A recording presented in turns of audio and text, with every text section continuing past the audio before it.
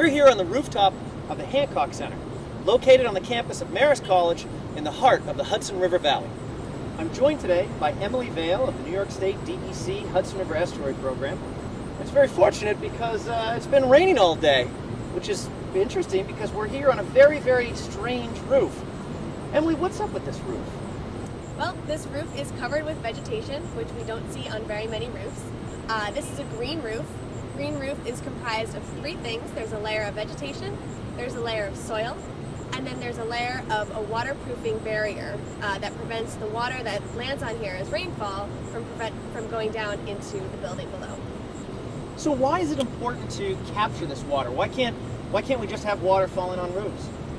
Well, we can have water falling on roofs, but that leads to a bunch of other problems downstream. So when we think about how the water cycle works, we think about rain falling down out of the sky and it'll land somewhere. And that may be in a vegetated area like a forest or a meadow, or that may be on an impervious layer like a parking lot or a rooftop. So an impervious surface is a layer that prevents water from seeping down into the soil. Other examples are driveways or sidewalks, things like that. So we want to add vegetation to the landscape and sort of mimic these natural processes where the water will fall down on some vegetation, it'll slowly seep into the soil. There might be some extra water that forms runoff, which goes a little bit more quickly into either creeks or rivers or lakes, and that's considered stormwater runoff. So in a natural system, we have most of the water going down into the soil with some water going off as runoff. In a system with a lot of impervious surfaces, like a rooftop, you have more of that water going straight into water bodies, and that can lead to a lot of water quality problems downstream. So why aren't there green roofs everywhere? What's keeping us from putting more of these in?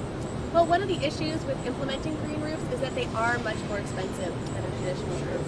So I see that a green roof like this has aesthetic benefits. I can see the benefits to water quality. What are some of the economic benefits of a green roof like this? Although the cost is a lot more upfront, over time green roofs can actually save money because, first of all, they're great at energy savings, again, keeping that heat inside and reflecting the sunlight back out. But they also limit the times you need to replace your roof, so they actually extend the roof life much longer than a traditional roof, which is another advantage. Sure.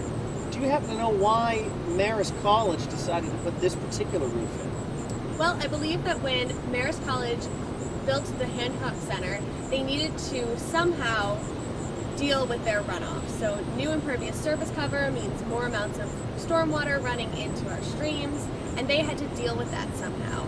And so they chose to implement this green roof on top of the building, basically cutting out this entire section of impervious surface cover.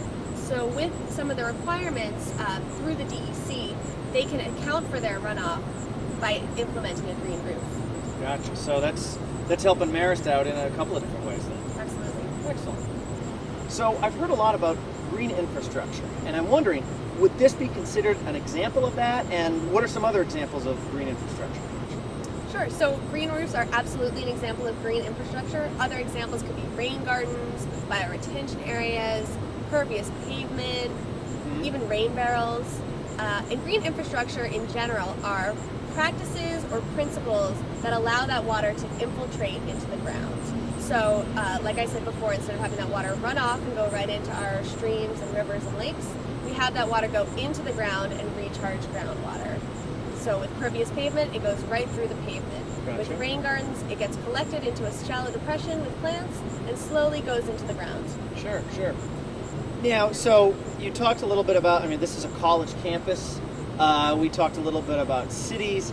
Can individuals employ green infrastructure in their personal home decisions? Absolutely. It's very easy for anyone to sort of link into green infrastructure. Homeowners can build a rain garden underneath their gutter downspout. They can put a rain barrel there and reuse the water for their home or their garden. They can use pervious pavement if they choose to on their driveway. So anyone from an individual up to a municipal level, up to even the larger scale, people can employ green infrastructure. Awesome. Excellent. Emily, thank you very much. This has been very informative. Appreciate it. Great. All right. Thanks, everyone.